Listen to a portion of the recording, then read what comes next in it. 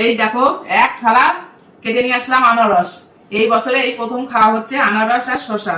এখন আমরা খাবো। আর আনারসটা দেখে মনে হচ্ছে খুবই পাকা, একদম রসালো। দেখো একদম পেকে একবার হলুদ হয়ে গেছে।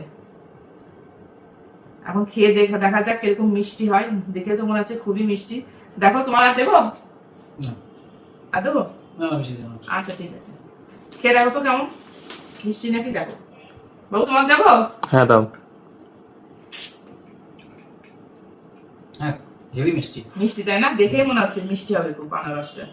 বাবু শসা দিলাম একটা। হ্যাঁ খুব সুন্দর মিষ্টি। হ্যাঁ, এই যে হ্যাঁ, তোমাকে দাও। দিলাম। আমি একটা খেয়ে দেখি কেমন মিষ্টি। দেখি আমি বলছে তো খুব ভালো। কেমন? খুব মিষ্টি।